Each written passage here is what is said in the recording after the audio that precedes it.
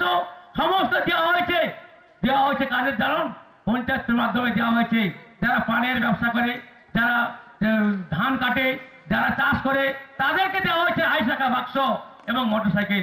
আমরা কিন্তু মাছ নিয়ে আসি, দাদর বাত্রবার জুন ফুটফুটি দীঘা থেকে মাছ নিয়ে এসে আমরা সার পাতা দিয়ে ঝুড়িতে করে মাছ রাখি। এই হয়েছে আমাদের নিয়ম নীতি। সেভিংস যারা বিপিএল তারা পাবে, এছাড়া কেউ পাবে না।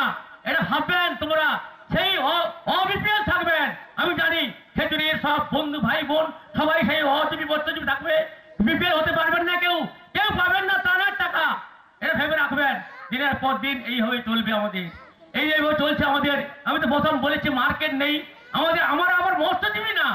আমাদের সরকার বলেছিলেন আমাদের কিছুদিন আগে আমরা মৎস্যজীবী না, আমরা মাছ বিক্রি করি, আমরা মাছ ধরি, আমরা মৎস্যজীবী না। বায়োমেট্রি কার্ড আমরা পাবো না। কত যুদ্ধ করে যাই হোক কিছুটা পেয়েছি। এবং ঘর, এই যে ঘরগুলো এসেছিল, ঘরগুলো কোথায় কোথায় গেছে জানেন? এবারে হয়েছে কি, ঘর পাবেন না। এবারে ঘর ছাড়ো কোথায় জানেন? ডিএম এর কাছে, ডিএম থেকে বিতরণ হবে। এটা সব জানেন, আপনারা সব বুঝতে পারছেন, কিন্তু নীরবে থাকুন। আর বেশি দিন থাকতে হবে, আর কিছুদিন, তারপর আস্তে আস্তে মরে যেতে হবে আমাদের। এই তো সমুদ্রে মাছ নেই, মাছ পাওয়া যাচ্ছে না। তারপর এবারে ভিড় মাখতে যেতে হবে আমাদের। ভিক্ষার ঝুলি কাঁধে নিয়ে মৎস্যজীবীদের, মৎস্য ভাই বোনদের ভিক্ষা করতে যেতেই হবে। সেই বাবু বলতে হবে আমাদের।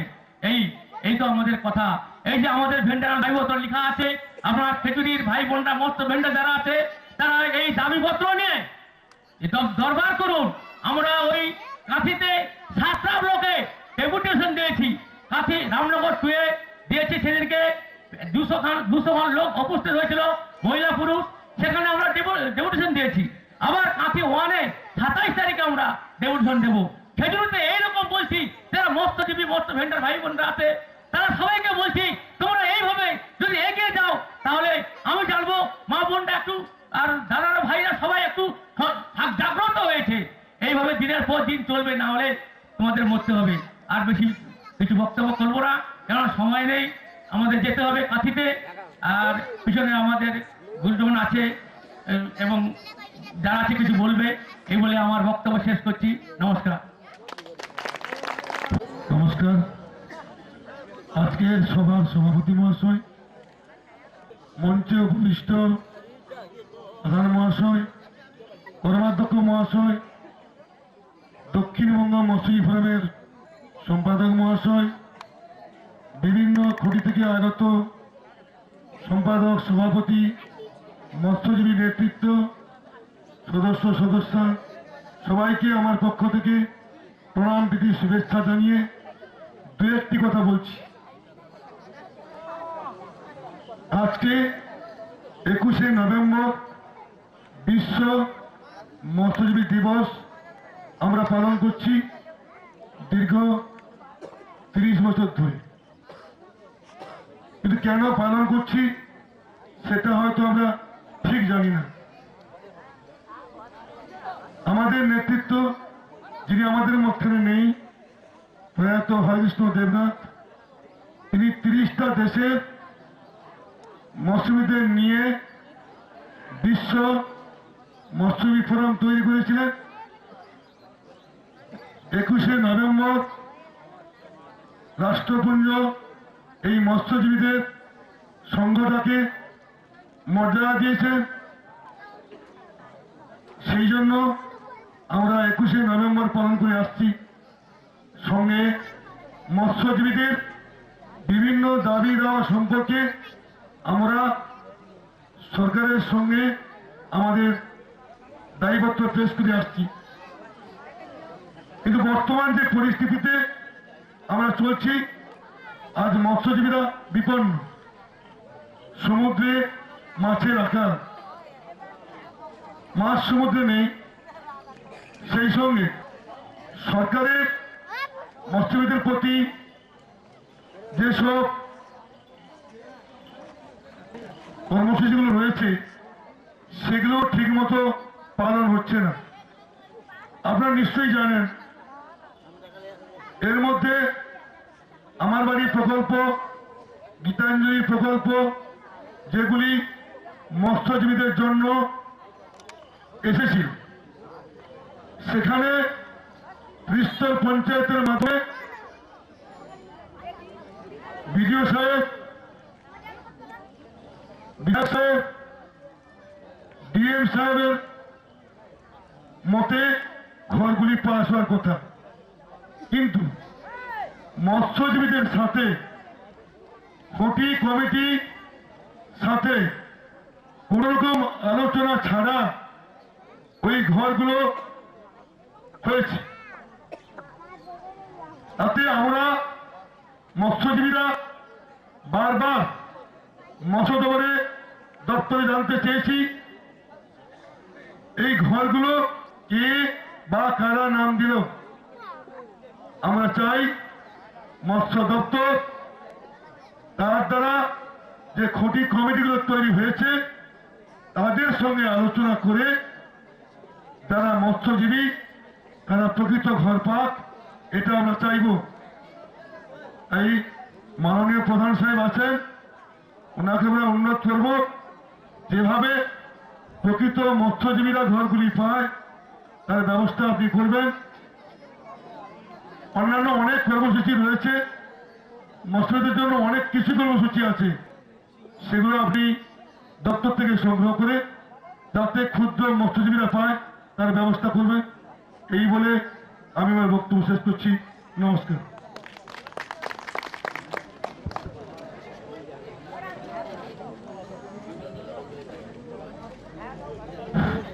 এরপরে আপনাদের সামনে বক্তব্য রাখছেন কাঁথি মহকুমা খটি ইউনিয়নের সাধারণ সম্পাদক চঞ্চল কুমার রায় মহাশয়।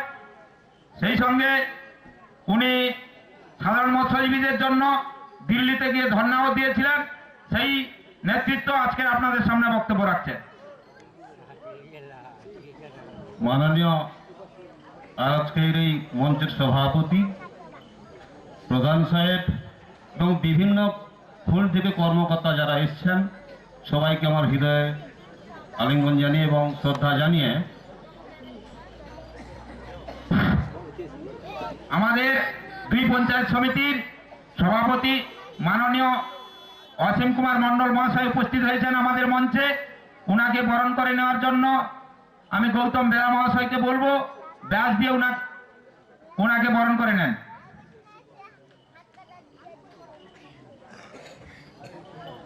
এবার বক্তব্য রাখছেন আমাদের মাননীয় মৎস্যজীবীদের স্বার্থে লড়াকু নেতৃত্ব মাননীয় চঞ্চল কুমার রায় মহাশয়।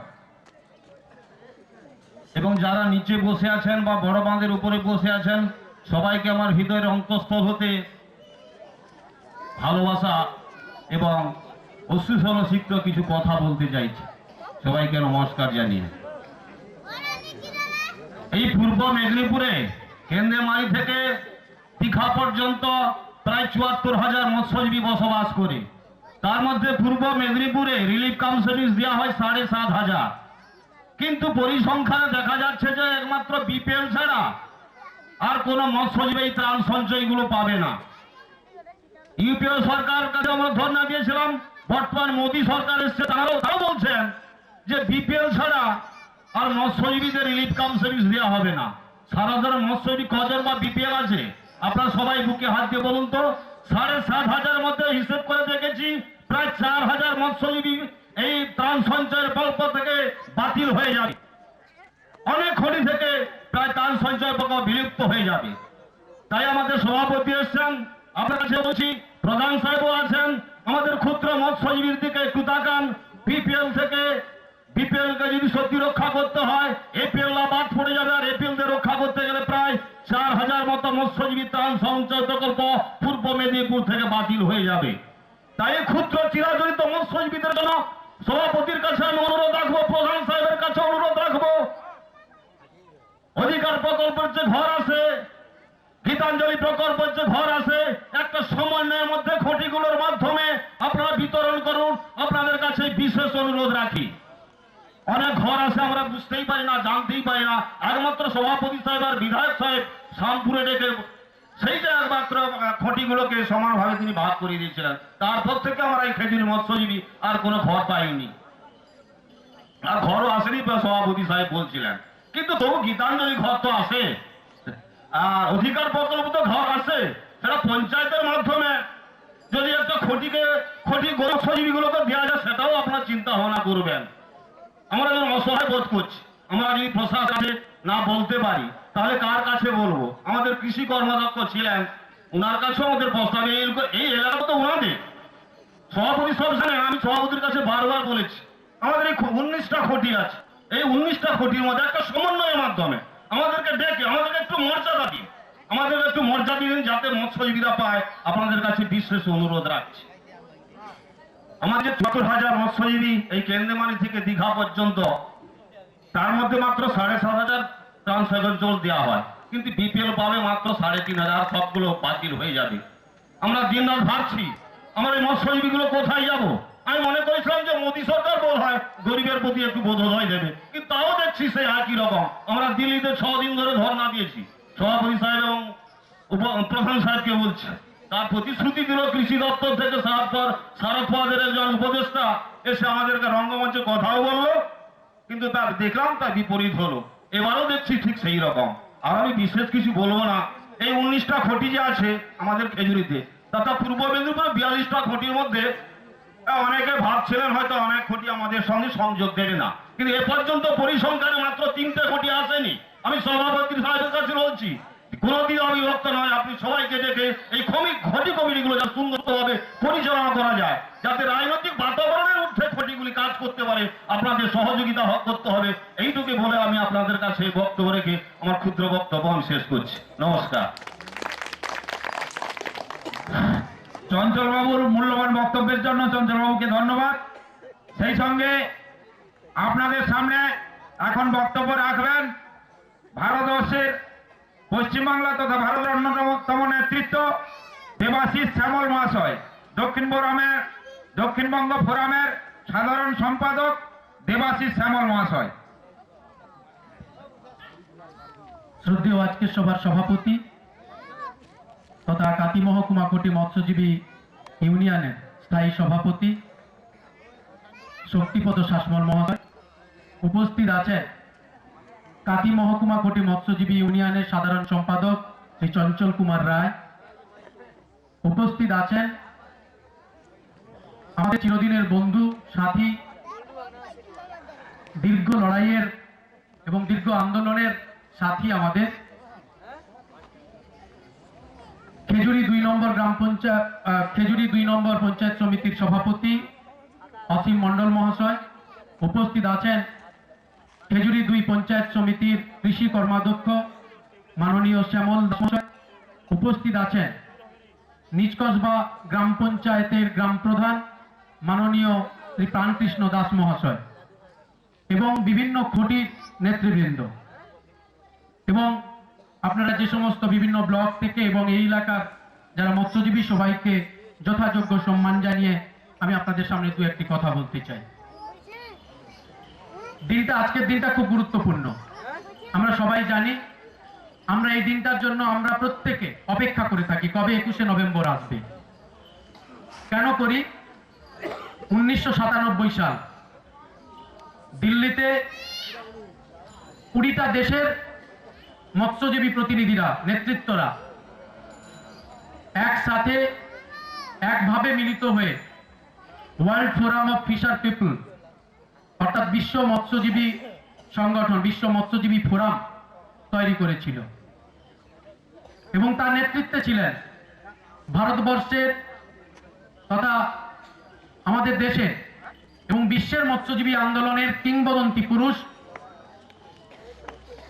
হরে কৃষ্ণ দেবনাথ এবং ফাদার টমাস কোচারি। তারা এই 20টা দেশের মৎস্যজীবী প্রতিনিধিত্বকে একটা করেছিলেন এবং বিশ্ব মৎস্যজীবী ফোরাম তৈরি করেছিলেন। সেই দিনটাকে মনে রাখার জন্য আমরা 21শে নভেম্বর বিশ্ব মৎস্যজীবী দিবস হিসেবে পালন করে থাকি। কিছু আগে বাবু কুমার গিরি মহাশয় বলেছিলেন যে আন্তর্জাতিক সংস্থা তারাও কিন্তু আজকের এই দিনটাকে স্বীকৃতি দিয়েছে মৎস্যজীবী দিবস হিসেবে। কিন্তু আজকে এমন একটা গভীর বেদনার দিন, আমরা এমন একটা মঞ্চে দাঁড়িয়ে কথা বলছি, তিনি কেমন, তিনি এই এলাকার মানুষ। এই এলাকার মানুষ হওয়া সত্ত্বেও কাঁথি মহকুমার আর যে 4টি ব্লক আছে তাদের কাছে কিন্তু যথেষ্ট গ্রহণযোগ্য এবং সুযোগ্য নেতৃত্ব দিয়েছেন দীর্ঘদিন ধরে।